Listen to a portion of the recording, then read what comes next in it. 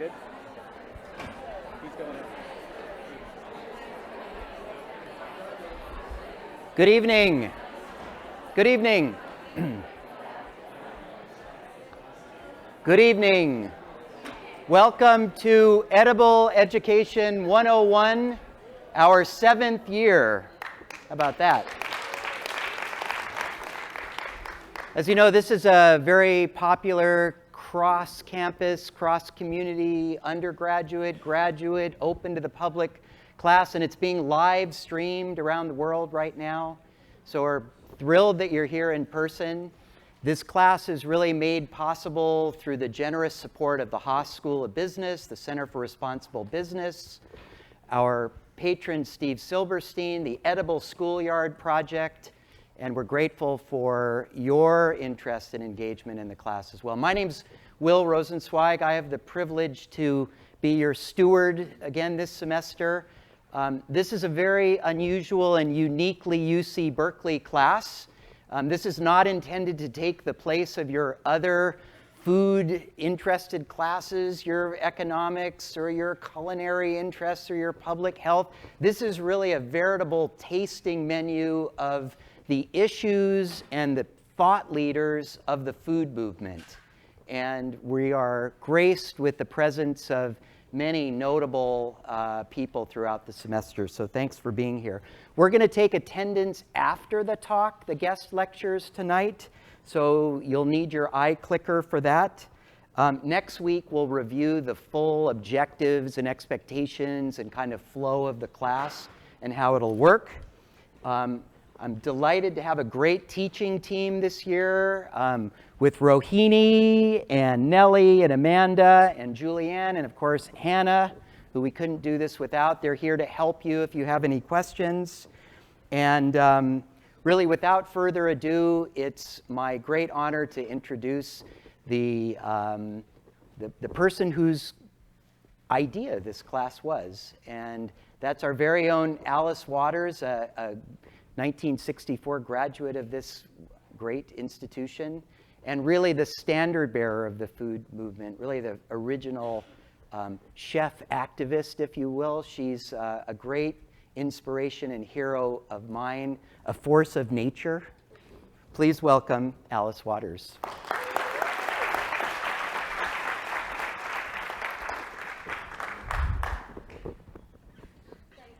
Thank you, Will. And did you see these beautiful fruits hanging from the tree? Does anybody know what they are? They're Buddha's hand. Yes, and I'm going to take this one and pass it around so that you can get a little aroma to go with this class. It's very hard to speak about food without having some in the room. I wish I could feed you these ideas, but sadly, I cannot. I would like to introduce Eric Schlosser. And do you know that he told me that this is the 20th year of his thinking about Fast Food Nation. I guess it came out 17 years ago. And I remember the first time that I got a copy of Fast Food Nation, a couple of years after we started the Edible Schoolyard Project at Martin Luther King Middle School here in Berkeley. And I remember saying, oh my God, this book is going to change everything. And simply put, it did. It changed everything. It was the first moment that we began to truly understand the horrors of the fast food industrial complex. Not only how it destroyed our small farms and exploited our migrant farm workers, but how insidiously the values of fast food were infecting everything in our culture. A couple of years later, Eric came out with a book for children. It was called Chew on This. And he wanted it to be a story to be told to young people about the industry. So he came to Martin Luther King Jr. Middle School at an assembly. And there were about 800 kids there. They were 6th, 7th, and 8th graders. And I was sitting in the audience. And I was so curious to see how we would capture their attention. And I have to confess, I was a little nervous. And Eric started his slideshow with a McDonald's concession with those big golden arches. And all the kids in the room clapped and cheered. And my heart sank. I was so saddened by that reaction. And then Eric, in his very thoughtful, deliberate way, started talking about the feedlots. And he showed the students pictures of the mountains of manure. And he told them about the plight of the migrant farm workers in California. And he talked about what happened to the animals and the unconscionable ways that they were being treated. And the room got very, very quiet. And at the very end of his talk, he put up another big McDonald's sign. And this time, everyone in the room booed. They booed. And I just thought, this is what we need. Eric, of course, is a brilliant investigative journalist and a documentary filmmaker and a writer of the first order. But whatever medium he's in, he's presenting these facts in a way that everybody can hear them. And he wins people over with the truth, Many people simply don't know what's happening in the world. And Eric has devoted his life to exposing these injustices so that when he reveals them to us, we say, we must take action. We must do something. So let us welcome Eric now. And after he speaks for a while, and he can speak as long as he wants, I'll say a few words afterwards, and then we're going to sit down over there and we're going to take your questions. So that's the plan. Come, Eric.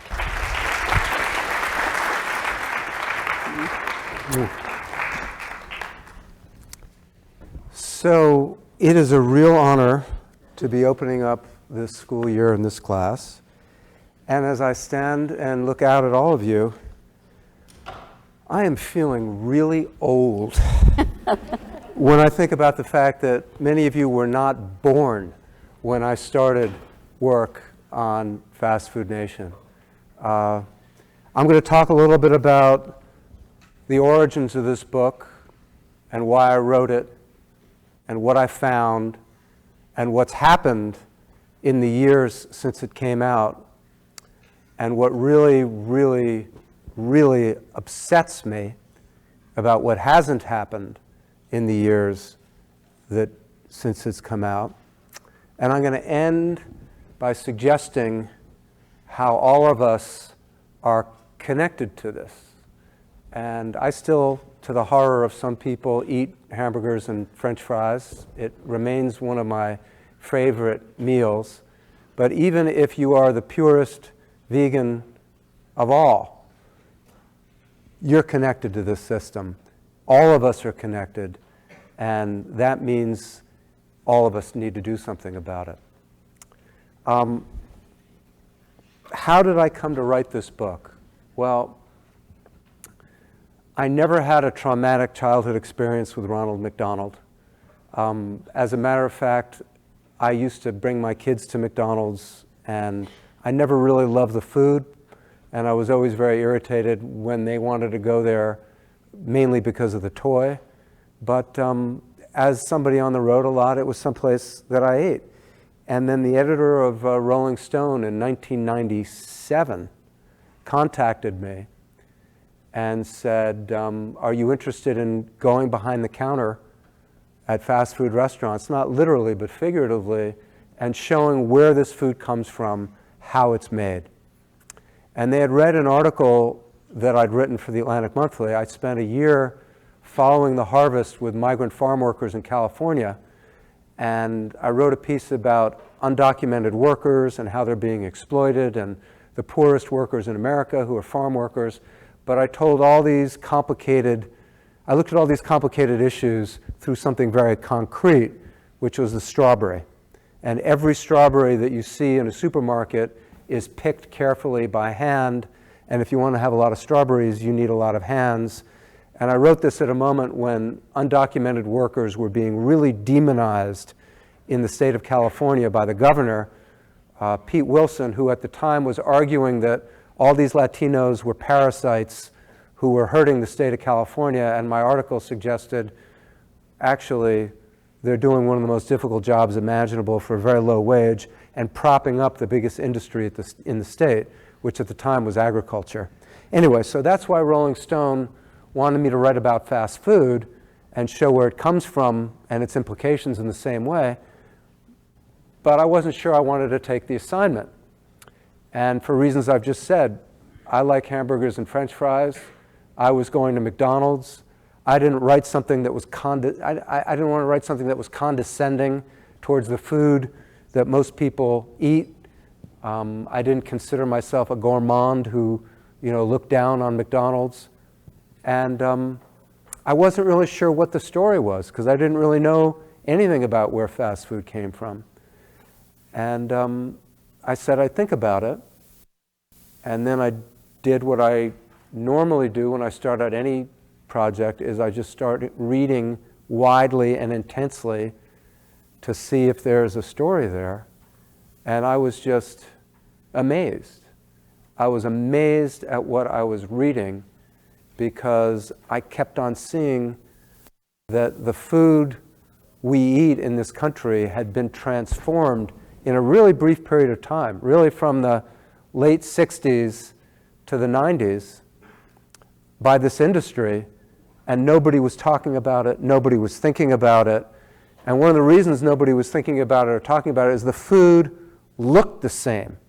A hamburger in 1997 looked the same as a hamburger in 1967, but it was a fundamentally different thing. McDonald's and the other fast food chains had basically promoted the industrialization of our food system and promoted the notion of selling foods that everywhere would taste exactly the same way. And to do that, you need to produce on a massive scale. So I decided to take the assignment, and for Rolling Stone, I spent a year investigating the fast food industry, every aspect of it, from how they treated their workers, to where they manufactured their food, to how they added the flavor into it, meat packing, cattle ranchers, what was happening to our food system and what was happening to the people eating this food. So, Fast Food Nation came out in Rolling Stone in 1998, and it's kind of amazing that this is the 20th year since that article came out. And I then decided to expand it into a book, and the book came out in 2001, and it really exposed a lot of practices that had been very carefully hidden by this industry. The industry did not want you thinking about the food, did not want you thinking about where the food came from. They just wanted you to buy it and to eat it. So what I had found was every aspect of this society in one way had been affected. McDonald's became the largest distributor of toys in the United States, the largest purchaser of beef, and we can go on and on and on in the ways that this one company and then its imitators transformed American society. One of the ways, not only creating food that was everywhere exactly the same, but also in creating the notion of these identical retail environments. So in 1968, it was kind of a big deal when the McDonald's opened in your town because there might be one of them. And now there seem to be, in some places, McDonald's every half mile, every 3/4 of a mile. And other companies looked at that business model and created other stores selling other things that would be franchised or be corporate stores. So now sometimes it's hard to know where you are in the United States, because in some of the suburban strip areas, you'll just see the same stores again and again and again. So the values of this fast food system were uniformity, conformity, cheapness, and everything everywhere exactly the same. One of the main points of the book was that this cheapness was an illusion, and that the low cost of fast food on the menu did not reflect the true cost of fast food to the society. I was looking at how these companies were externalizing their business costs and imposing them on the rest of society. So when McDonald's was targeting toddlers with fried chicken nuggets, it was making a lot of money, but was not having to pay for the medical costs of the obesity epidemic or the diabetes epidemic. When McDonald's was lowering its wages and fighting against unions at every opportunity, it was able to provide cheaper food by paying its workers less, but it wasn't having to pay for all the social harms in society that come from having low-wage, deliberately unskilled workers. Ultimately, for me, Fast Food Nation really wasn't about fast food at all. It was my way of looking at what had happened to my country, really from the late 1960s to the early 1990s, and all the social harms that had arisen, and looking at them through the prism of food. Growing inequality in wages, low-wage workforce, terrible health impact. And ultimately, with the book, I never set out to tell people what to eat. I tried to tell them what they were eating and basically, let them make their own decisions. I know that one of the editors of Rolling Stone, who I work with on this, never stopped going to McDonald's, having gotten involved in incredible detail, and there were enormous threats of lawsuits against us and everything, and he kept on going, but at least when he bit into a quarter pounder, he knew that that hamburger patty had pieces not of hundreds, but probably thousands of different cattle in that one hamburger, making it a very different thing, an industrial object. If you bought a hamburger from a butcher shop 40, 50 years ago, there were probably pieces of one cow, steer, maybe 3 or 4. Now, as I said, there are pieces of thousands of animals produced at these enormous industrial food factories. And that's, to me, not only disgusting, but it's also a perfect vector for spreading all kinds of foodborne illnesses. So, the book doesn't end with a 10-point agenda of how you should live your life, but I guess inherent in it is the philosophy I have for everything I write, which is that knowledge is power, and that people are empowered when they have access to information, and then they can make their own decisions based on that information. That's actually how Adam Smith thought that the free market was supposed to work. The free market works when everybody has perfect knowledge and the price is set based on what people want. And again, I found with this industry an enormous effort to prevent people from having knowledge, often threatening to sue people who were trying to spread knowledge about this industry. And it was very stressful writing this book and then having it published. There were times when I would appear at a university like this to speak, and the fast food industry had paid people to come and disrupt my talks, disrupt my bookstore appearances. I was called a Marxist, Leninist, and a communist, and a socialist, and un-American for criticizing companies that made hamburgers and French fries. What I was criticizing, as well as this industry, is the concentrated economic power in every industry as real competition has been eliminated. And you just look at one industry after another, and there are 2, 3, 4 companies that dominate that industry. And so they speak a great deal about the free market, but they actually don't want real competition. The book looked at what's happened to family farms. It looked at what's happened to livestock, who used to be raised basically the way that we've raised cattle and chicken and hogs for hundreds, if not thousands of years. And in a very brief period of time, we created these factory farms that have never existed in mankind, that if someone were to come from another planet and look at how we are raising our chickens, and especially our hogs, which are sentient, sensitive animals, they would just be amazed that anybody could do this.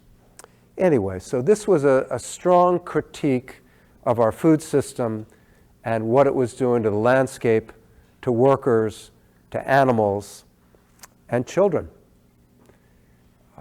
In many ways, since the book came out in 2001, I have just found it incredibly gratifying to see what's happening to our food system. When I was doing this research, I really didn't know that much about food or agriculture, so I was self-educated. And as a result, there were real gaps in my knowledge, and one of the big gaps in my knowledge is other people who had written about this subject the same way or had similar arguments about what was happening to America. And a lot of that writing was done in the 1970s, and I just never read it, but I got to know some of these people who were inspiring, and one of them being Alice Waters, Orville Schell, another one of the great American writers, Wendell Berry. And I saw that my own work wasn't the work of this unique genius, but was part of a whole growing movement that was criticizing this food system and proposing a new food system that would treat animals, workers, consumers, and the land with respect. So after this book came out, it was incredibly gratifying to meet these kindred spirits and to get involved in all kinds of campaigns on behalf of organic agriculture, on behalf of the humane treatment of animals, on behalf of healthy school lunches and meaningful nutritional education in every school, to get involved in anti-obesity efforts, and things that just didn't seem to be discussed at all in American society were now being discussed in a major way. And I'm not taking credit for it. I'm just saying it was so gratifying to feel that my work was a part of a process of change. So 21 years after I started this research, profound changes have happened. And if you gather with well-educated and particularly upper middle class and wealthy people, there has been a sea change in their eating habits, in their attitude towards food and agriculture. Whole Foods, Trader Joe's, farmers markets, And it's one of those changes that I don't think will ever be reversed. I don't think that well-educated people are going to return to going to Arby's and Taco Bell. I think that there's a whole segment of society whose minds have been transformed, whose habits have been changed, and who are just never going to eat that stuff again. And that's terrific. What's less gratifying is how those opportunities haven't spread as widely in society as they should, and how people who are poor or people who have low-income jobs don't have access to healthy food, don't have access to this information or these opportunities. And so you still see the fast food chains targeting poor communities and communities of color exactly the way the tobacco companies did once well-educated and wealthy people stopped smoking because they had the knowledge of how dangerous it was. The tobacco companies targeted the poor and targeted people in other countries, which is exactly what the fast food chains have done since then. And I can say, quite honestly, that the McDonald's Corporation is one of the most unethical corporations that I've ever looked at. The book that I'm writing right now is on the American prison system. And probably the private prison companies are more unethical, but it's sort of a toss-up because the private prison companies aren't aiming at children 3, 4, and 5 years old, like McDonald's does, and having this mascot of a clown and beneath that facade causing so much harm to poor communities that can least afford it is extraordinary. One thing I learned since the book came out, I have a section in the book about how Greenpeace in London was handing out pamphlets that were critical of McDonald's. So McDonald's hired corporate spies to infiltrate London Greenpeace and attend their meetings. And at some of the meetings of London Greenpeace, this little organization, there were more McDonald's corporate spies than there were Greenpeace activists. One thing that's come out since then is that Scotland Yard, which is the British equivalent of the FBI, also was infiltrating London Greenpeace for its criticism of McDonald's. So now you have to think about some of the meetings of London Greenpeace being almost entirely composed of McDonald's spies and undercover agents for Scotland Yard. And it's amusing on one level, it's also appalling that criticizing a fast food company could lead to that sort of investigation. The Scotland Yard behavior was particularly despicable because some of the Scotland Yard undercover agents were sleeping with members of London Greenpeace while collecting information on them, actually had children with them, and then just disappeared when their assignment was over. It's remarkable to me what happens when you criticize these companies. After the book came out, I got involved with a farm worker group called the Coalition of Immokalee Workers in Florida that was trying to do something really radical, which is to end slavery in the tomato fields of Florida. Literally slavery. Undocumented immigrants being sold by their smugglers to the labor contractors in the fields and having to work for free, sometimes being chained up in trailers and mobile homes. So we were trying to help these farm workers, and one of the ways we were trying to help them is put pressure on the companies that bought these tomatoes to make sure that they weren't being produced with slavery. One of those companies was Burger King, that was buying tomatoes connected to slavery. Burger King's response wasn't to say, oh my God, that's horrible, we need to do something. Burger King hired a private investigation service in Florida to infiltrate the Coalition of Immokalee Workers. And it was incredible, but there was this one woman who was showing up for meetings that just didn't seem to fit. So we were able to expose what they were doing and greatly embarrassed this company. But the private investigation company that they had hired was a pretty tough company. The person who ran it had felony conviction, and one of the agents had recently gone to prison for hiring a charter fishing boat in Florida and killing the husband and wife who ran the fishing boat, throwing their bodies overboard and using the boat for a drug deal.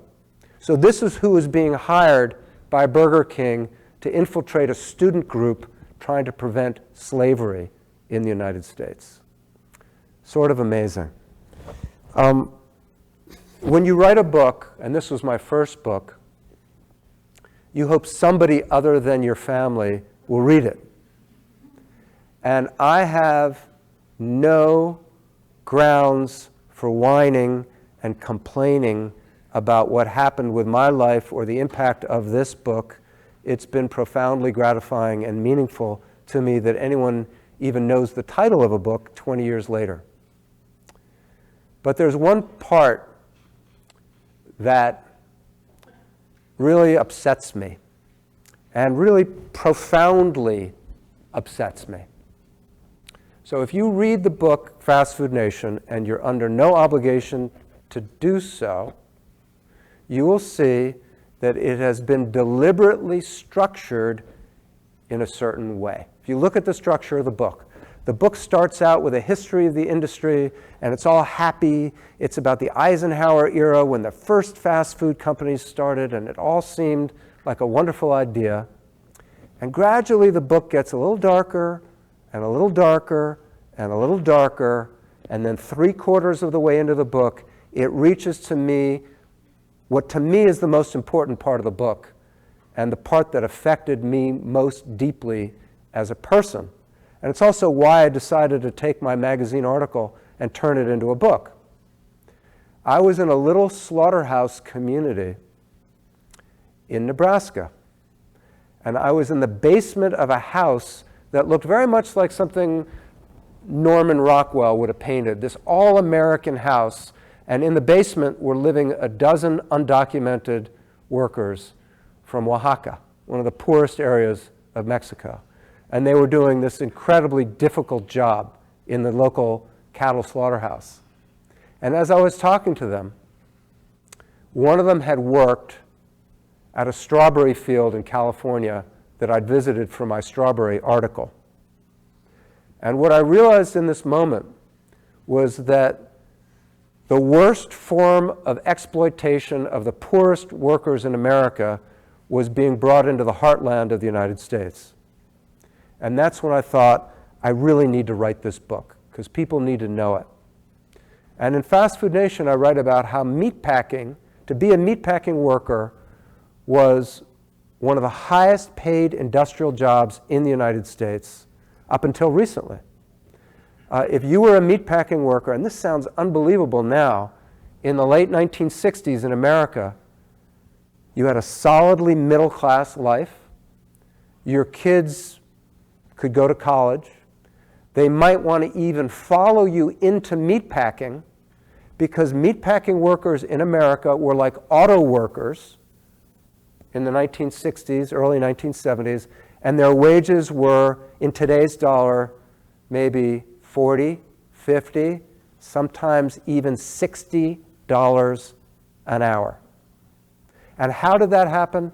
Someone named Upton Sinclair wrote a book called The Jungle at the turn of the century and began to expose the abuses of meatpacking workers. And if you read The Jungle, and maybe some of you had to do it in high school, it's about poor immigrant workers coming to Chicago, Eastern European workers, being terribly abused, suffering terrible injuries, and getting fired when they're injured. And Upton Sinclair saw the slaughterhouse as a metaphor for the cruelties of the capitalism of his America in that period. And when you look back at that book, workplace sexual harassment is one of the central plot elements of it, when a young woman is forced to sleep with a supervisor in order to maintain a job. So that is over a century ago. And when I went to Nebraska, and I went to Colorado, and I went to Texas to see what was happening to meatpacking workers, it really felt like the jungle all over again. The unions that had gained really good wages and good working conditions as recently as the 1960s had been broken by bringing in poor, undocumented immigrants. Wages had been slashed. The line speeds in the slaughterhouse had been sped up. And, as a wage comparison, the wages had gone from an equivalent of like $50 an hour to $10 to $12 an hour. That's what they are today. So that's, as much of an 80% cut in wages. And I put that section on meatpacking workers and what was happening to them and their terrible working conditions and their terrible injuries. I put it 3/4 of the way into the book because to me it was the perfect symbol of what had happened to the United States in the 70s and the 80s and the early 90s, and this concentration of economic power and this reliance on cheapness and this total lack of compassion. And here, instead of having Eastern European immigrants being permanently disabled in Chicago, you had poor, largely Mexican workers being permanently disabled in Texas, in Colorado, in Nebraska, in Kansas. So that's the part of the book I care the most about. And 2 weeks ago, I was online and I was reading, and Bloomberg Business Week had a major investigative piece. And the headline of the piece is, "America's worst graveyard shift is grinding up its workers." And it was about the people who clean the slaughterhouses after the slaughterhouses finish killing animals. And I just so happen to have a section of my book about that. So what I wrote this 18 years ago, and I'm going to read it to you because what I'm about to read to you is going to happen, maybe not the injury, but the work itself, maybe in about 2 hours, 3 hours. This is going to start happening at hundreds, literally hundreds of packing houses all over the United States. So I'm just going to read you a couple of pages. I'll bring it up to date, and I'll tell you how you're connected. So, some of the most dangerous jobs in meatpacking are performed by the late-night cleaning crews. A very large proportion of them are illegal, undocumented immigrants. They're considered independent contractors employed not by the meatpacking firms, but by separate sanitation companies. They earn hourly wages about 1/3 lower than those of the regular production workers. And their work is so hard and so horrendous that words seem inadequate to describe it. The men and women who clean America's slaughterhouses arguably may have the very worst job in the United States. It takes a really dedicated person, a former member of a cleaning crew told me, or a really desperate person to do this job. So, when a sanitation crew arrives at a meatpacking plant around midnight, it faces a mess of monumental proportions. 3,000 to 4,000 cattle, each one of them weighing about 1,000 pounds, has been slaughtered there that day. And the place has to be completely clean by sunrise. Some of the workers wear water-resistant clothing. Most of them don't. Their principal cleaning tool is a high-pressure hose that shoots a mixture of chlorine and water heated to about 180 degrees. As the water is sprayed, the plant fills with a thick, heavy fog, and the visibility drops to as little as 5 feet. So imagine that. This room completely filled with fog, and you can see maybe over to where that chair is.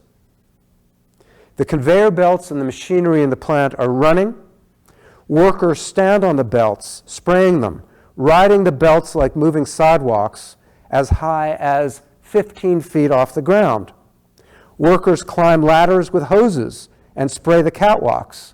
They get under tables and conveyor belts, climbing into the bloody muck, cleaning out grease, fat, manure, leftover scraps of meat. Their glasses and safety goggles fog up. The inside of the plant heats up. The temperatures inside the plant soon exceed 100 degrees. It's hot and it's foggy and you can't see anything, a former sanitation worker told me. The crew members can't see or hear each other when the machinery is running, so they routinely spray each other with burning hot, chemical-laden water.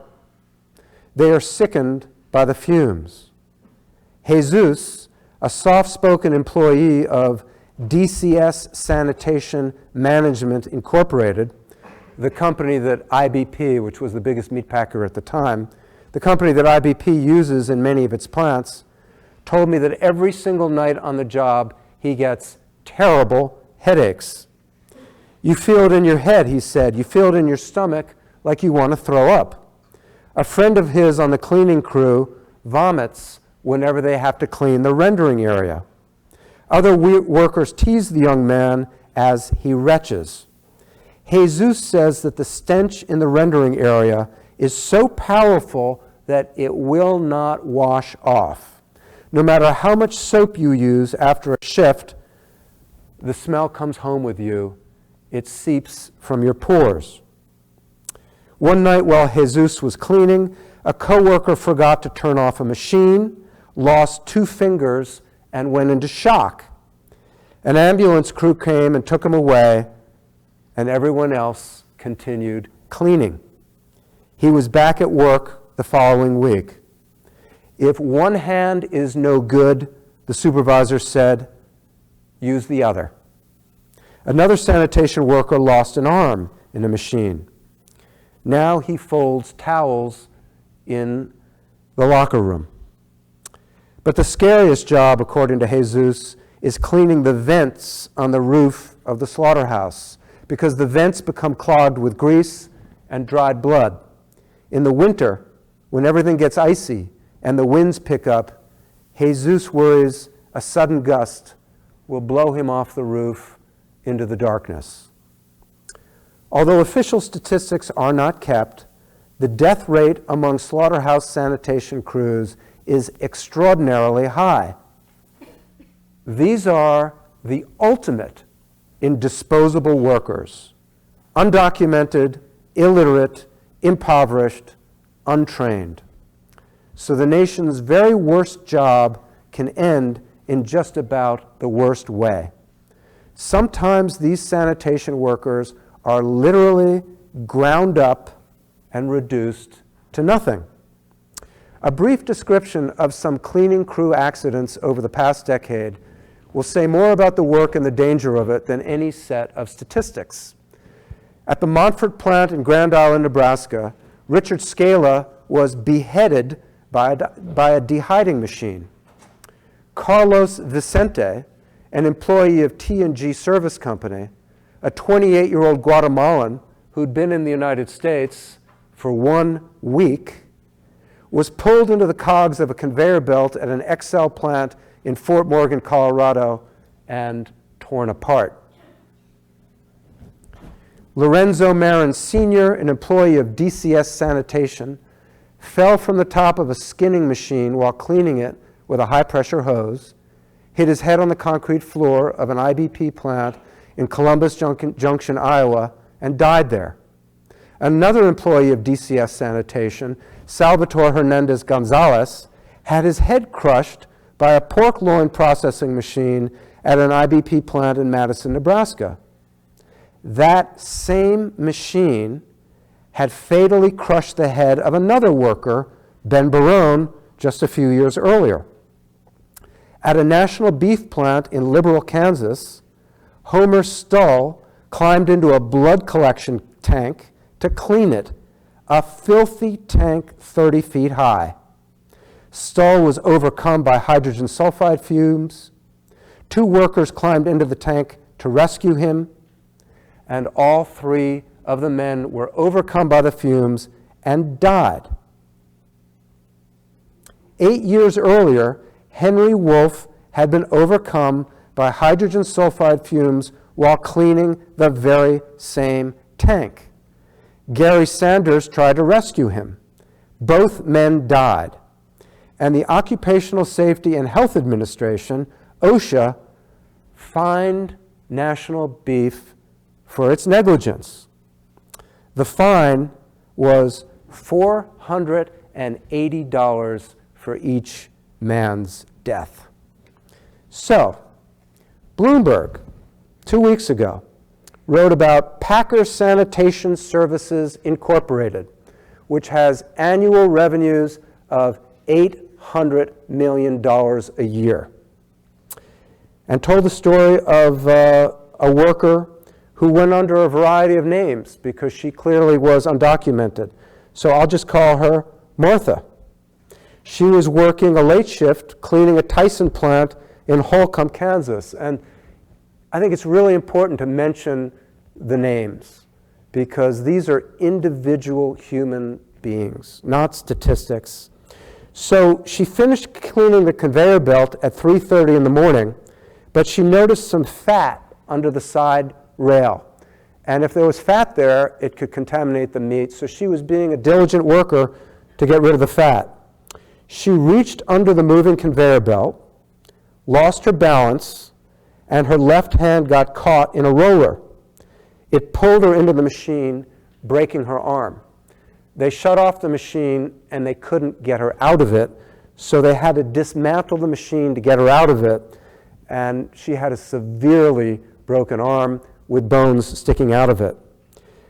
At the hospital, when a company employee came to see her, she felt terrible and blamed herself for the accident and said she shouldn't have reached under that moving conveyor belt.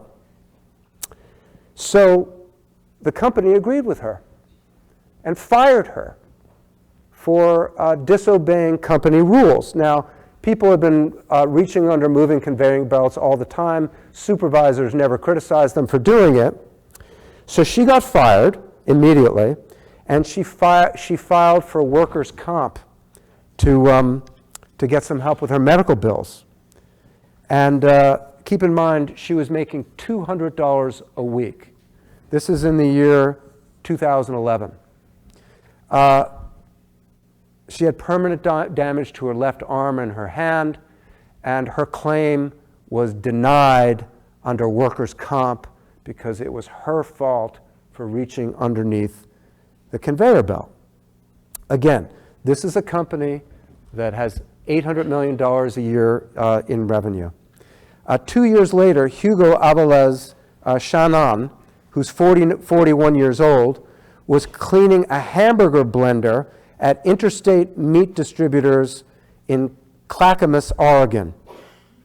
So he's cleaning the meat grinder, and his hose got caught in the machine, and he was holding onto the hose, and so the hose pulled him into the meat grinder, and he was ground up. His widow is suing the company, Interstate, because there were no safety guards on what was clearly a dangerous machine. Interstate says it's not liable. The group that's liable is its contractor, DCS Sanitation, whose name should strike a bell because I wrote about it in Fast Food Nation 18 years ago. And DCS Sanitation is now owned by Packer Sanitation, that $800 million company.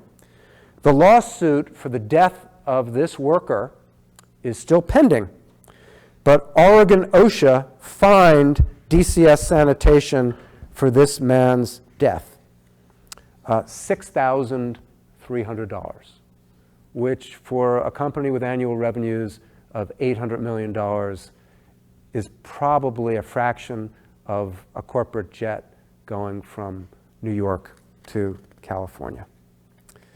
Now, how does this happen? How is it that the poorest, most vulnerable workers in this society are being treated this way. What has happened to this country that we could allow a job that was a middle-class job that provided a decent wage to turn into one of the most dangerous jobs in the United States? It's an extraordinary thing. And, you know, Upton Sinclair, who is a far greater, more important writer than me, wrote The Jungle to bring attention to the plight of meatpacking workers. In the immediate sense, what it did is it led to the first food safety legislation at the federal level, because there were so many passages of how disgusting the meat was that Teddy Roosevelt, who was a Republican president who read books, was even willing to read a book written by a socialist, Upton Sinclair. So it led to the creation of food safety legislation, but it took decades for the lives of meatpacking workers to improve. And Upton Sinclair later said, with some regret, I aimed for the public's heart and hit the stomach by accident. And I think in some ways, I'm amazingly gratified by the response to the fast food nation. But what I was trying to do was create empathy and outrage at how the poorest of the poor are being treated. And after reading this Bloomberg article, I spoke to a woman who's an activist who's been fighting for the safety of meatpacking workers for more than 30 years. And she said, Eric, things are worse now than when you started your reporting 20 years ago. And they're worse for a number of reasons. The Obama administration tried to enact some meaningful worker safety rules and was making real progress until the Republicans took over the Congress and it became more difficult. And the rules that they were able to enact are all being eliminated by the current administration. It seems to be an enormous supply of desperate people who will do these jobs. And when Fast Food Nation came out, I really tried to enlist people for the ethical treatment of animals to help meatpacking workers. And I know, it was difficult for some of them to consider because as vegetarians, they think that the slaughter of animals is wrong. My argument was, well, people are two-legged animals, and we should care about their injuries as well. But I was unsuccessful. So the labor unions, which traditionally protected these workers, have gotten even weaker. And when I was talking about, well, what are you seeking to do right now? What is the real effort to help meatpacking workers? And here are the radical socialist, Marxist demands that are being made. Sick leave, so that if a worker is really sick, they don't have to work. That's not only good for the worker, it's good for whoever eats meat because all kinds of foodborne illnesses are spread when there's a sick worker. So workers right now are seeking sick leave. They're seeking medical leave.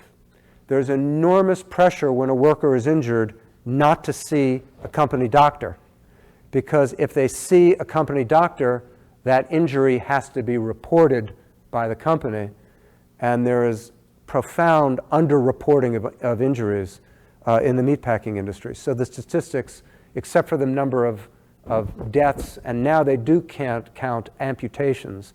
Other than those counts, it's very hard to know what the real numbers are. So they're demanding sick leave, they're demanding the right to see a doctor, and the third demand is the most incredible: the right to a toilet break.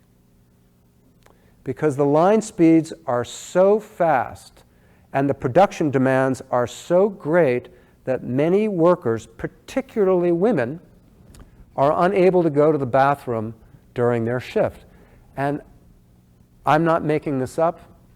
This has been in a number of recent investigative pieces on the poultry industry. Women workers in our poultry plants are wearing diapers on the job because they're unable to go to the bathroom. And these aren't elderly workers, these are young workers who, in order to keep up with the pace and in order to keep their jobs, are wearing diapers. Now, we happen to be the wealthiest country, not only in the world, but in the history of mankind. And where we are meeting right now is in close proximity to the greatest fortunes that have ever been created. The multi-billionaires of America today have more money than any people have ever had. And contrary to some of my critics, I don't believe that everybody has to have exactly the same amount of money. And I'm not in favor of confiscating money from people who have it. But if you just step back a little bit from any kind of political ideology, doesn't it make sense that everybody should have at least something? And that people who work at the most dangerous, difficult job should not only be able to house themselves, feed themselves, afford medical care, have access to health insurance, but be able to go to the bathroom on the job, and a toilet, and not in their diaper? What has happened to this country where this is considered acceptable? Now, part of it is racism. Part of it is that, when I was writing Fast Food Nation, the workers were overwhelmingly Mexican, Guatemalan, and the great gains in union organizing occurred when the workers were white. So there's definitely an element of racism. After Fast Food Nation came out, there was a greater effort to recruit Sudanese workers. Again, people who are different, who we may not feel compassion about. What's extraordinary is how the industry finds the most desperate people. And right now, because there's trouble getting people across the border, they've been importing Puerto Ricans, because the economy of Puerto Rico has so collapsed. So Puerto Ricans are being flown to South Dakota to work in meatpacking plants. They're being charged for their airfare. They're being charged for their motels. And I've heard stories of workers being fired and still owing company money, fired after being injured and owing company for the airfare and the motels. So this sort of exploitation has been made possible, but my background is in history. And I would argue that this sort of exploitation ultimately cannot be sustained. It cannot be sustained. And the sort of inequalities that we're seeing in American society cannot be sustained. Now, every great religion preaches compassion for the weak, for the vulnerable, for the immigrant. And even if these companies don't believe in those religions, I would argue that an enlightened self-interest would tell you that if you have a lot and you don't care about the people who have next to nothing, eventually things will come round. I mentioned that my next book is on the American prison system. It's very interesting to me, as we have been building prisons across the United States, that a segment of our society has been retreating into gated communities. A different kind of wall, different kind of fence, a lot nicer than a prison. But this sort of inequality eventually causes all kinds of social problems. Now, there are some industries where if you really paid workers a good high wage, the industry might go offshore, might relocate to another country. That's not true with the meatpacking industry. When you buy beef, the largest proportion of the cost of buying that beef comes from the cattle. It's more than 90% of the cost of the beef. There are 100 million cattle in the United States, and they're not all moving to another country anytime soon. So we could pay meatpacking workers more than $10 or $12 an hour. We could give them health benefits. We could make sure they're not sick on the job, and we could make sure they're going to the bathroom, and people would still be able to eat meat. I'm going to end my rant with just a reminder that you're connected to all of these people simply by living in this country. No matter how enlightened and ethical your own personal behavior is, you are here, and this is happening here, and you're tied to it. When I look at the President of the United States today, I see every sort of value and ethic that has created this problem. Incredible vanity, selfishness, greed, status consciousness, complete lack of compassion for the poor, profound racism. And we need to counter every single one of those things with compassion, with concern. And every one of you who is going to go into business, oh my gosh, it is so possible to run a business that embodies a separate set of values. It is so possible to make money providing products that people enjoy and need in companies that treat their workers with respect. But if you look at the period of history starting the late 1960s, early 1970s, that perfectly coincides with the rise of the fast food industry, this country has largely chosen a different path. And I really do believe it can be reversed, otherwise I wouldn't bother writing about this. So I'm going to end with one of my favorite quotes. You know, I was talking about religion tradition. Every religion preaches compassion for the weak and the poor and doing something about it. And even Buddhism, even engaged Buddhism. There's a great Buddhist writer, Thich Nhat Hanh, and I'm going to end with his quote because it really expresses why I do what I do. And the quote goes something like this: once there is seeing, there must be acting. Otherwise, what's the point of seeing? So that's my speech.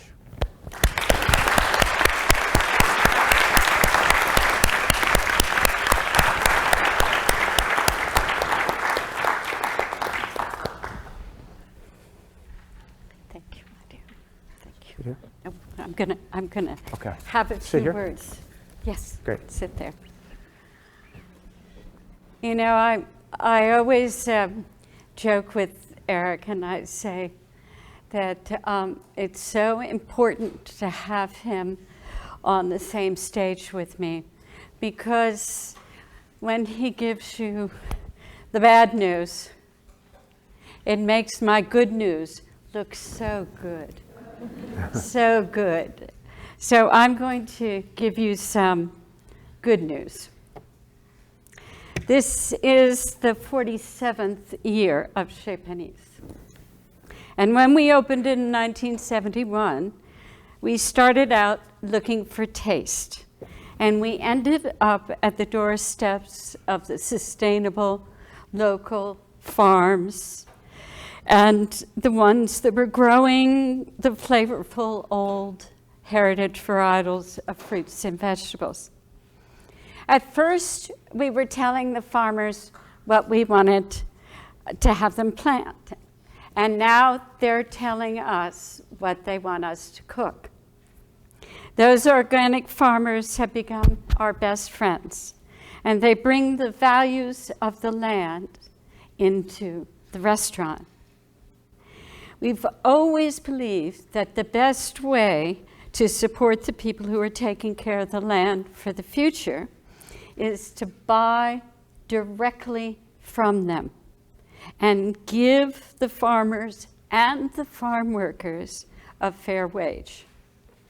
Eric showed us that, you know, we really need to lift up these workers, and we need to always think of when we're buying food for institutions that part of the criteria for the buying of food has to be about the fair wage for the farm workers. And that's how we've operated at Chez Panisse. We only serve 500 people a day. We do. But imagine this.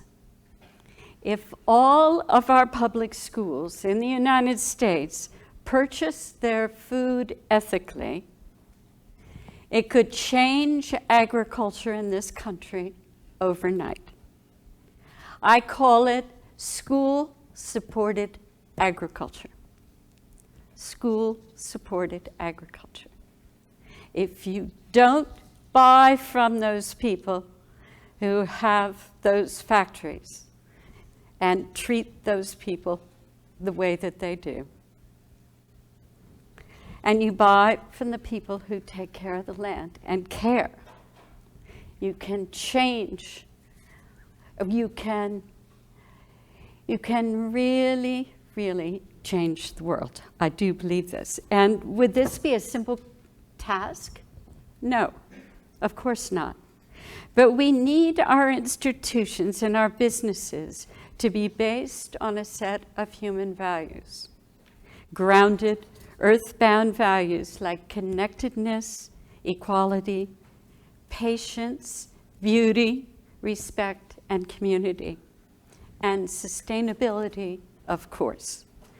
And I'm looking to the University of California to uphold these values. I was so excited when Janet Napolitano launched the Global Food Initiative. And she did it 4 years ago at Chez Panisse, if you can believe it. She came with all of the chancellors right before their regents' meeting, and they met at Chez Panisse. And I wanted to feed them some ideas.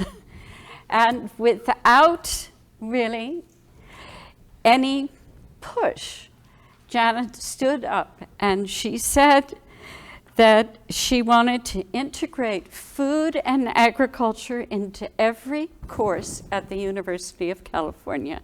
And she vowed to change the university's purchasing of food by 2025. And I believe that the University of California can lead the way, and I'm hoping that many of you in this class can help to work out business plans that can make this happen. How do we manage the purchasing of food in an ethical way? How do we rethink and disrupt the industrial system? How do we win people over by taste? How do we bring people back to the table? How do we infuse businesses with human values, slow food values? How are we going to teach slow food values in a fast food world? Well, I think the best way is to begin teaching these values in kindergarten. We've been working on a project, and this is a picture of the edible schoolyard garden at Martin Luther King Jr. Middle School. And we've been doing this for 22 years. And we have a network that goes around the world that's about 5,500 different schools that are having garden classrooms for teaching math and science, or having kitchen classrooms, teaching history and math. And we have people who are changing what's happening in the cafeteria. But as Eric was talking about this, we have allowed these fast food values, those of uniformity, that time is money, that more is better, that it's okay to waste. These ideas have been coming to us with everything we eat in the fast food world, and it's impossible to avoid it. Our kids are indoctrinated through television and ads from the time that they're old enough to watch. I mean, it's incredible what's happened. So I think we must go into the schools, and it's not only for the future of the planet, it's really about maintaining our humanity. And Eric is somebody who's got enormous humanity, and I've always admired his ability to take a risk and to put an idea out there and to be able to stand behind it. I mean, he's really been a moral compass for me and an inspiration for me to do my work. And so I hope that he's been an inspiration for you, and we'd love to sit here and have you ask us questions.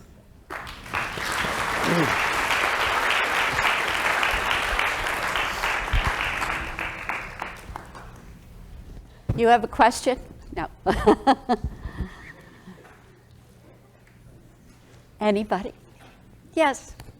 Hi, I'm such a big fan of both of you. I just have a question about like, maybe people who have never heard of the slow food movement, or maybe people from, like, immigrant backgrounds. How do you introduce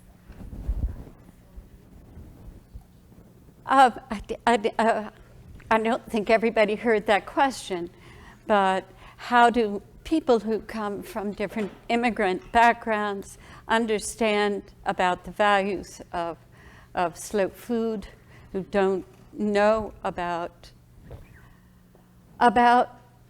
what's going on in the food industry?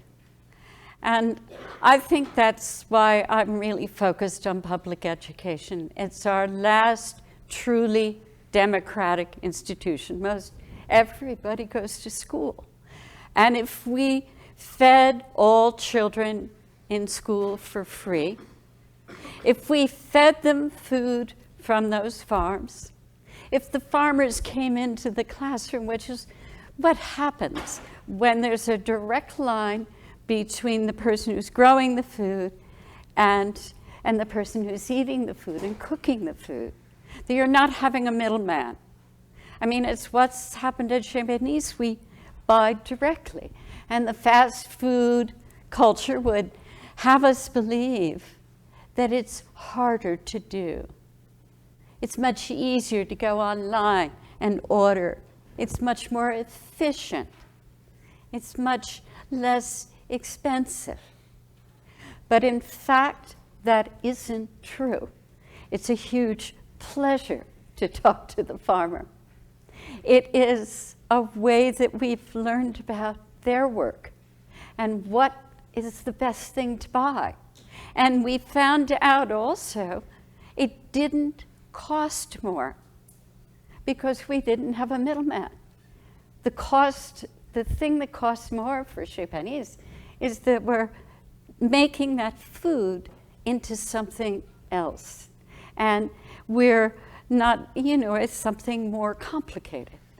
But if you were doing it in a school and you're focusing on grains and vegetables, whole grains and vegetables, and there's kind of a simplicity about the way you're serving it,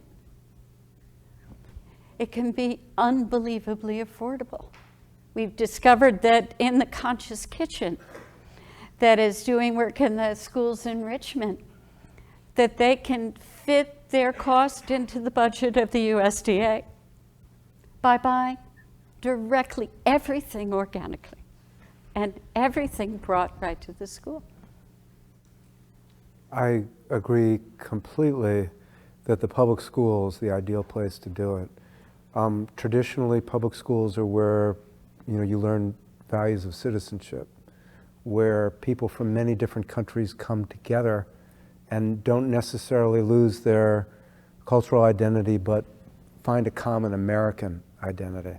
And I can see the argument against having anti-McDonald's lecturers routinely in public schools, but at the same time, maybe we shouldn't have McDonald's and other fast food chains in public schools. I mean, by allowing the fast food chains into our schools, we are giving a kind of a official seal of approval of their values. Mm-hmm. And if you're trying to raise healthy children who have a great opportunity for success, they need to learn not just mathematics and history, but they also need to learn about food and their relationship to the food and food's relationship to society, because what they eat and how they eat is going to help determine how long they live and how healthy they will be. So I completely agree with Alice that food needs to be a central part of curriculum in public schools, and these schools, rather than being somehow separate from the food system, right now they're not. Our public schools are being used to support industrial agriculture and the fast food chains. So we're using public tax dollars to cause harm to children, harm to the environment, harm to the workers I talked about. It makes so much more sense, as Alice said, in a holistic way, to use tax dollars not only to educate children about food, but to, create this sustainable food system. And we're trying not to really tell kids what to eat. We're trying to win them over. We're trying to engage them in the whole process where it's empowering. We're using Montessori pedagogy to really engage them in a way that's meaningful. I think what Eric was saying, that what we have done is we've industrialized public education the same way we've industrialized farming. And now we're being just like we're farming with tractors, we're learning with computers. We're forgetting that there's the earth there, and the knowledge, the care of that soil is absolutely essential to our good health and the health of this planet. And to put your hands in that earth is essential. And it's the same, it's amazing the parallel between industrialization of schools and of the land. And it's really come in parallel. Both use GMOs. Yes? What are your thoughts on the good food purchasing policy, and what is that?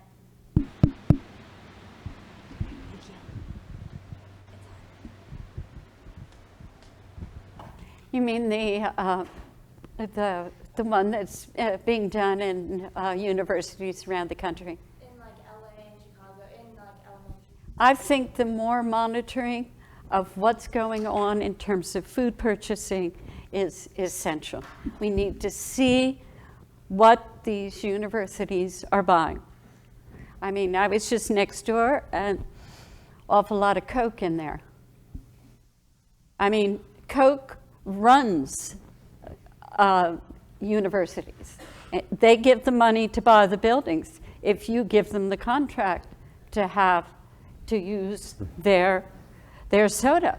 I was at the University of Indiana, and because they have a food studies program there, and I said, well, why don't you put in water fountains, beautiful water fountains where people could meet and have a drink of water in real glasses and all of this idea. And they said, well, we tried to put water fountains in, but Nestle's owns the water that's sold to the students at the school. And you are not allowed to have water fountains at the school, or Nestle's will take away their money. So you have to take a risk.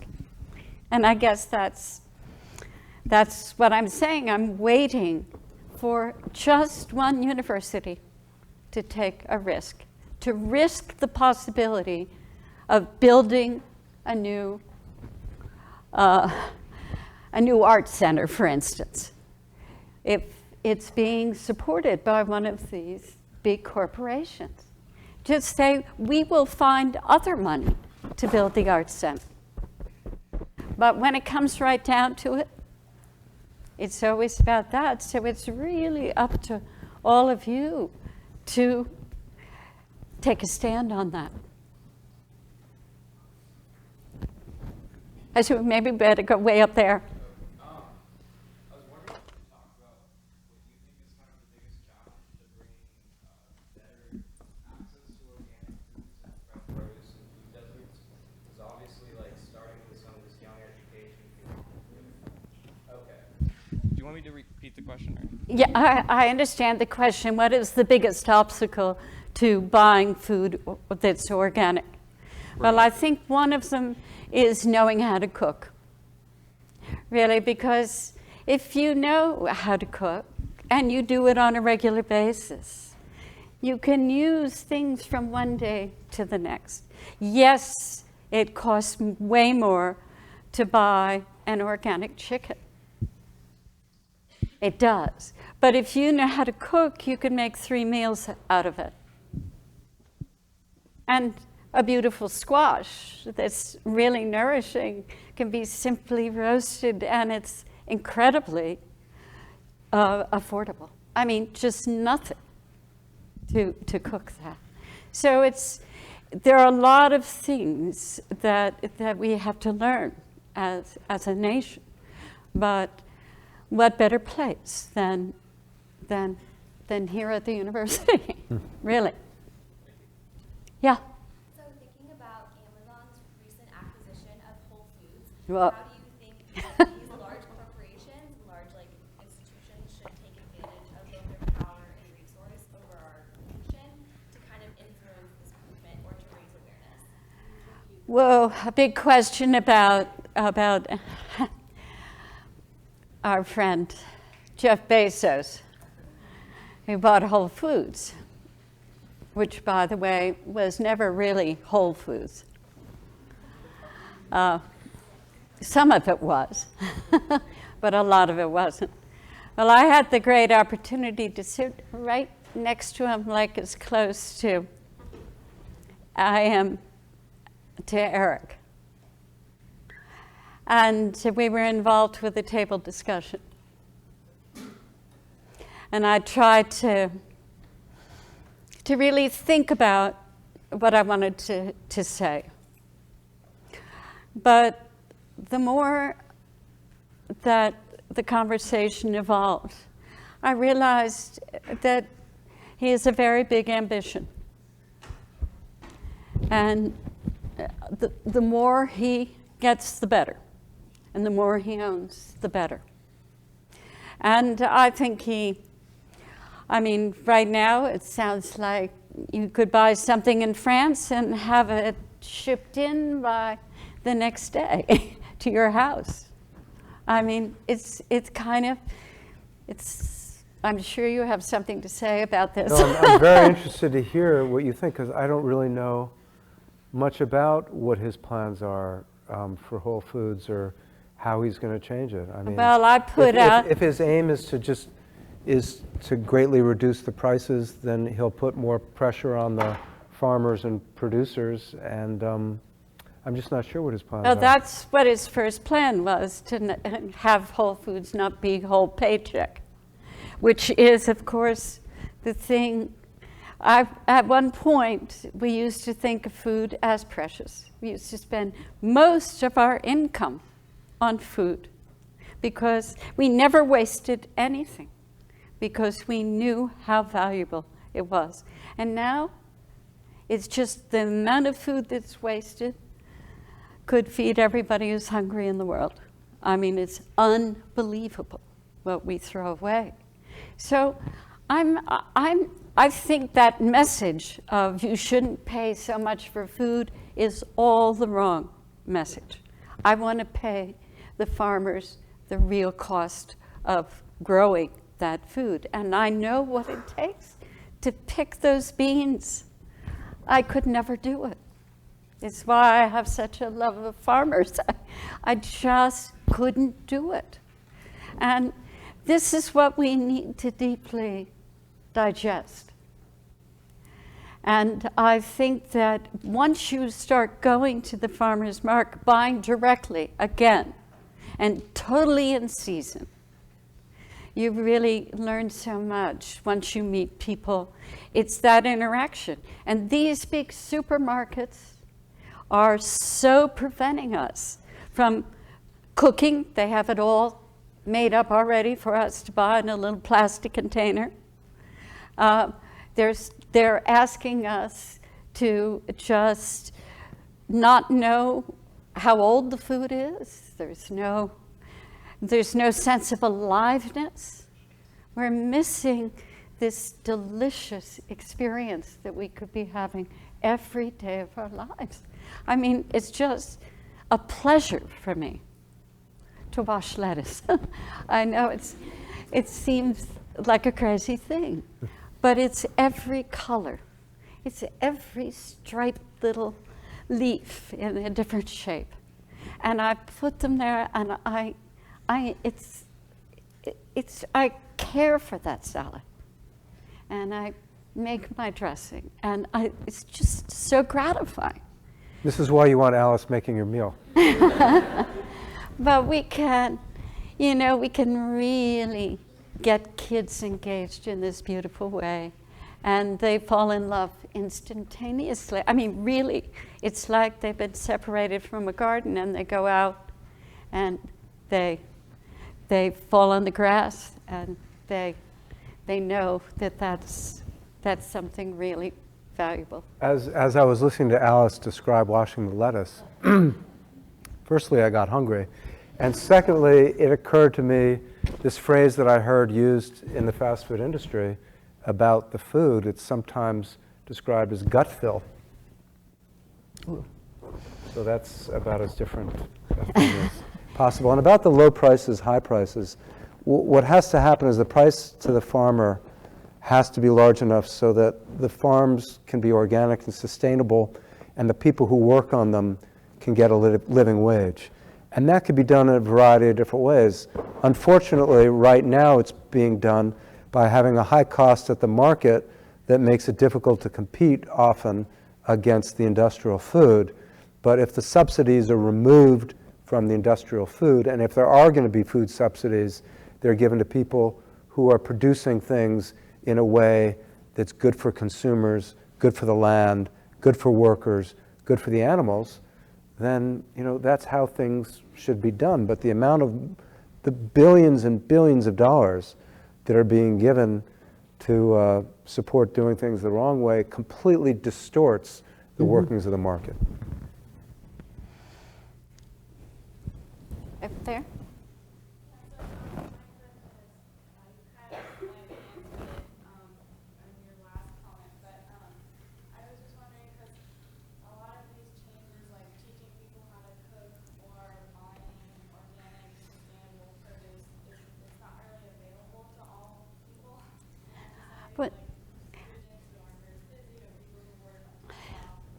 Well, again, this idea that we're too busy to sit down around a table and eat together is that driving force of the fast food culture. Time is money. And I just don't want to miss that in my life every day. I mean, it's a run-on sentence that we're just going and churning and doing. And we need to pause. But I think that cooking simply can be learned very easily and theoretically as a nation. I remember when we had Julia Child teaching us how to cook French food back when, and she had such pleasure teaching us. It was a little more complicated than what I'm talking about, but it can happen. And I think that it's just about really going the other way. It's just about making that moment in the week when you can go and buy things at the market and meet the people who produce your food. I think there should be a farmer's market on campus all the time. And I have a slightly different answer, and it may be somewhat defensive because I don't know how to cook. I would say, Tell them that. I appreciate people who do, but I'm very good at doing dishes. I would say, if somebody asked me the single most important thing on how we could change our food system, I would say make the minimum wage a living wage. When you look at the rise of the fast food industry and this industrial agriculture, it perfectly coincides with wages in this country declining. So the minimum wage in the United States is $7.25 at the federal level. That's lower than it was, adjusted for inflation, when Eisenhower was president. It's almost 40, 50% lower than it was in the early 1970s, late 1960s. So you get this vicious circle of people being impoverished and needing cheap food, and cheap food being produced by people who are impoverished. And you mentioned, what should students do? And maybe students shouldn't be burdened with hundreds of thousands of dollars of debt. Other countries have a higher education available either for free or at low cost. So you have, in many ways, a race towards the bottom that just accelerates as one factor after another comes. And you would have enormous impact on the food system if you went back to a system that I described earlier, where you could work in a food plant and have a middle class life and be able not only to afford the healthy food to feed your family, but maybe have the time to actually prepare it. So I'm not contradicting Alice, I'm just saying there are other forces at work that need to be dealt with, and I just keep on coming back to the inequality in society. We've gone through periods of history that are incredibly ruthless and greedy, and we've gone through periods of history that are compassionate. And certainly, is that quote still up there? That's such a great quote. And that comes out of a period in our history where compassion was really being encouraged and valued, and we need to get back to that. Last Just question. one thing before I get to your question next is that, growing your own food makes it very affordable. And we were encouraged to do that during World War II. And my parents had a victory garden for their whole lives. And they kept it, and it really fed our family. They canned things in the winter, and we have many possibilities for having community garden plots or places on the campus where that could happen. And we need to really think about farming, growing food wherever we can. Not planting ornamental plants, but growing food. Yes. The last question. Hi, Alice. I really admire what you do with the advocation. I think it's such a brilliant program that teaching high school students all the essential life skills.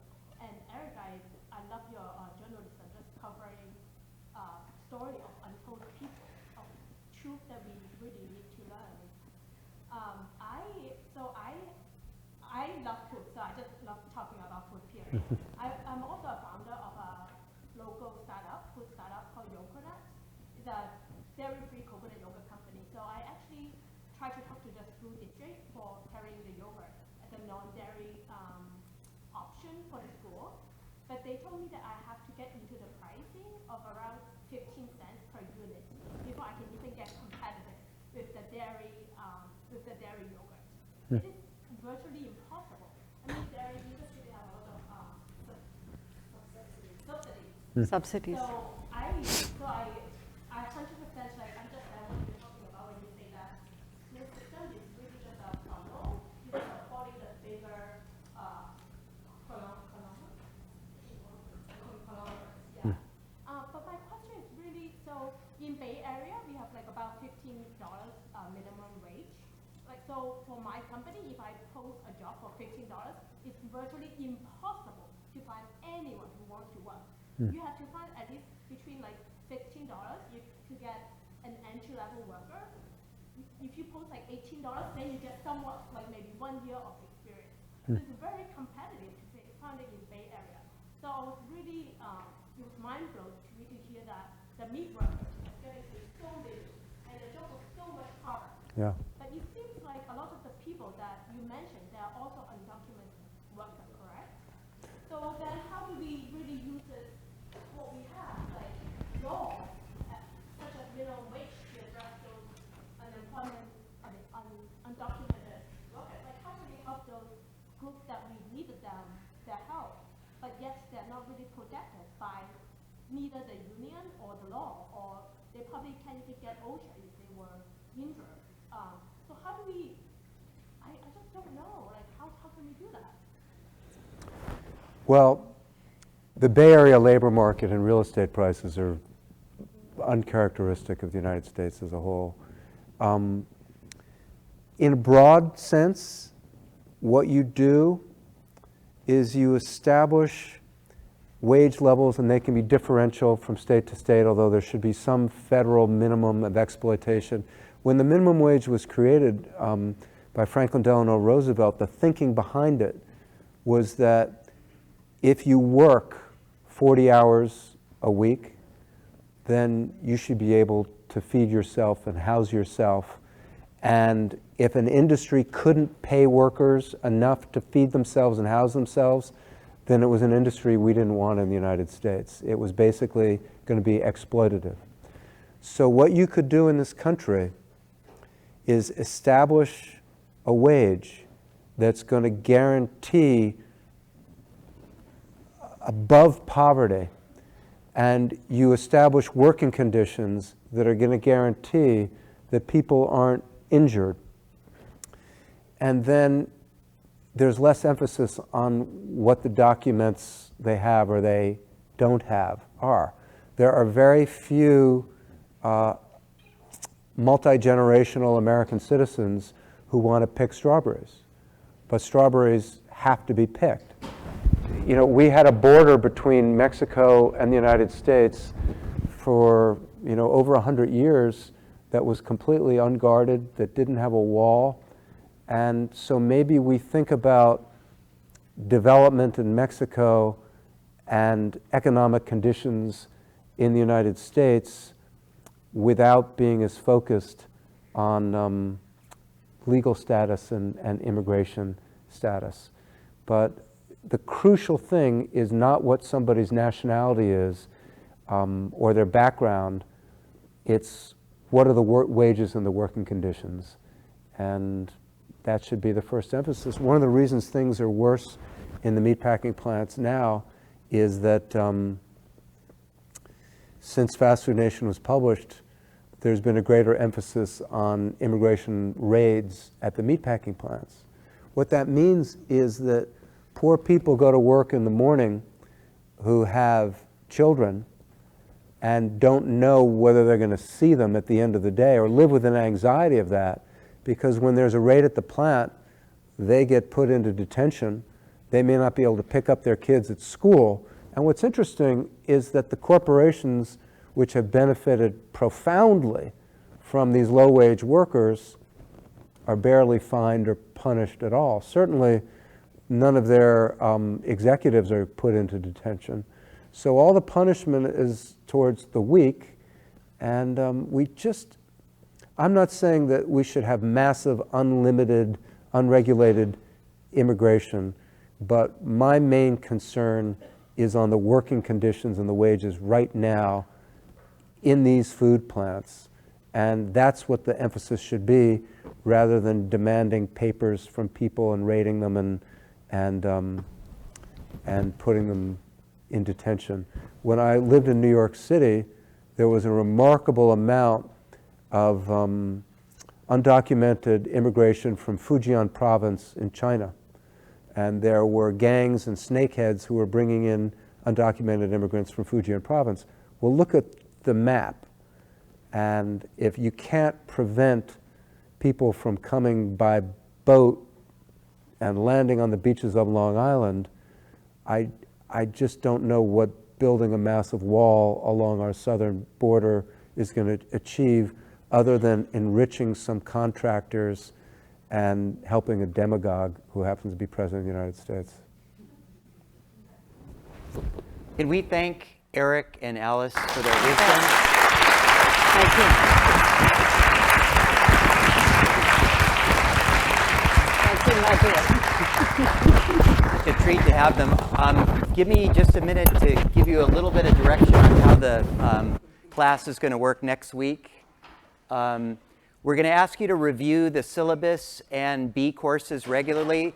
The readings are curated and chosen by the guest speakers, so sometimes they kind of flow in. We really encourage you to read the readings. You'll get so much more out of the conversation.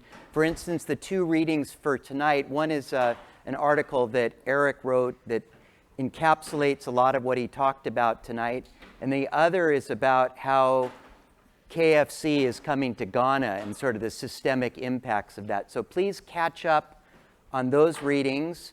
What you're asked to do each week is to offer a question that you turn in on B courses. You have to turn it in on Sunday night before the clock strikes midnight. The purpose of the question is to really stimulate the conversation the following week and also to show us that you read the reading. Okay, so the question really needs to reflect back something that caught your curiosity in the reading. So please don't forget to submit those. And attendance, which you'll find out a little bit more about next week's a really big part of this class. So you have to be here every week, and we'll take, starting next week, attendance with the eye clicker, sometimes at the beginning, sometimes in the middle, sometimes at the end, okay? Next week is going to be exciting. We're going to talk about systems thinking the food system. We're going to talk about what a healthy food system looks like. We're going to talk a little bit about ethics. And we've got a great guest speaker, Claire Brown, who's a professor here at Berkeley in economics. She's written a wonderful new book called Buddhist Economics, which really builds on a lot of the themes you heard about tonight, as well as the work of E.F. Schumacher, who wrote that perfect book, Small is Beautiful. So join us next week at Edible Education 101. And once again, a big thank you to Alice and Eric.